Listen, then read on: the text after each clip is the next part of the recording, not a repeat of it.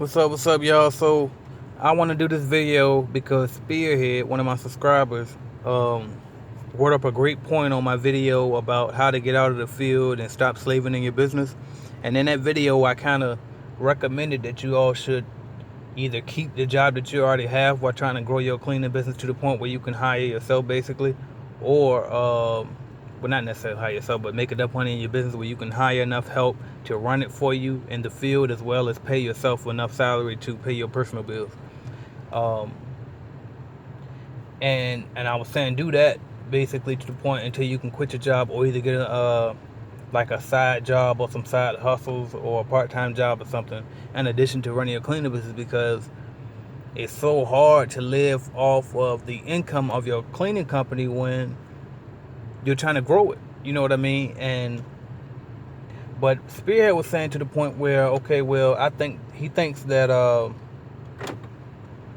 basically he'd rather spend that extra time that he's putting in at somebody else's company into his own business, because what he's saying is you're generating money regardless while you're active in your business. So you should be able to live off of your money and then maybe just kind of grow it while in the business.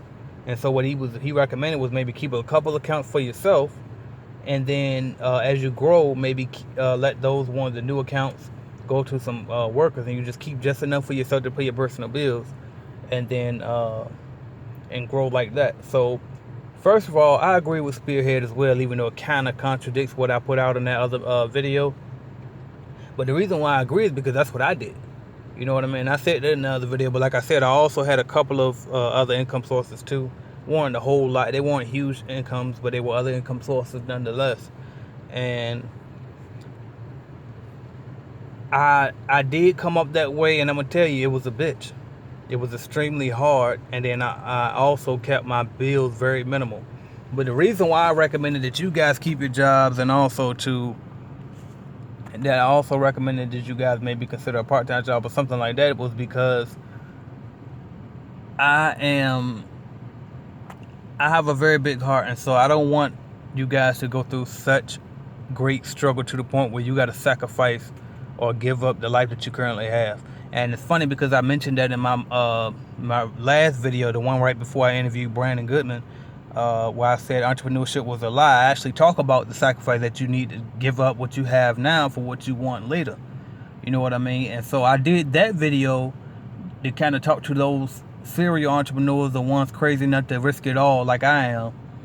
I kind of did it for those people, but that video I did about how to get out of the field and all of that, it was kind of me being on my soft side, where it's like I'm feeling bad for you guys, because I know, like I said, a lot of entrepreneurs out here being evicted, having cars repoed, lights being cut off, all type of stuff. You know what I mean? Because they left that job, some might say, too early.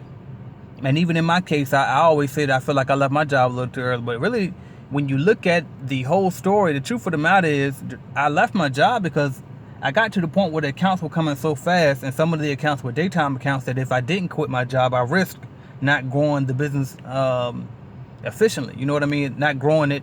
Like, I could have lost those accounts that I had just got.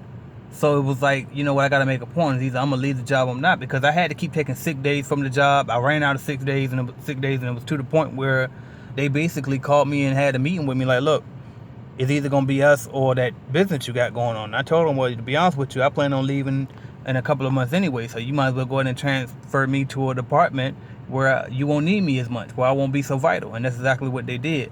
And once they did that, I probably stayed for about maybe a week or two, but I couldn't take it anymore. I just had to leave. And so, even though all you hear me say that I kind of regret leaving the job too early, the truth of the matter is I probably couldn't accomplish what I accomplished without leaving the job. And that's just that God honest truth. And I just don't want you guys to get out here and lose what you have trying to grow a business that you don't necessarily love. Because again, like I say, most of the people who get into this cleaning franchise business and the cleaning business, they don't get into it because they love it. They get into it because they want to get out of that job and they want to be their own boss. But my thing is, well, if that's what you're doing it for, then go ahead, build it on the side until it'll pay you enough to get out and pay enough employees to the point where you don't have to be in the field all the time. Because I don't want you guys coming and hate mailing me and calling me and blaming me for you quitting your job to go buy a cleaning franchise and then you're struggling still because you can't afford to hire people, and then you're not growing either. So that's the reason why I tell you guys that. But the truth of the matter is, you absolutely can continue to grow your business while living off the business. It's extremely a bitch. It's hard as hell. That's why I don't recommend it. But it can be done. You know what I mean?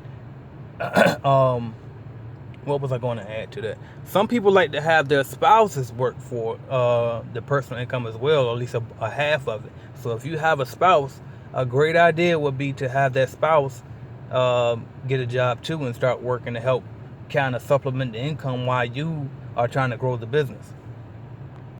And I know, like I said in my last video, like trying to get a build a business and live off the business at the same time is kind of like trying to let an 8-year-old run your household and live off the 8-year-old.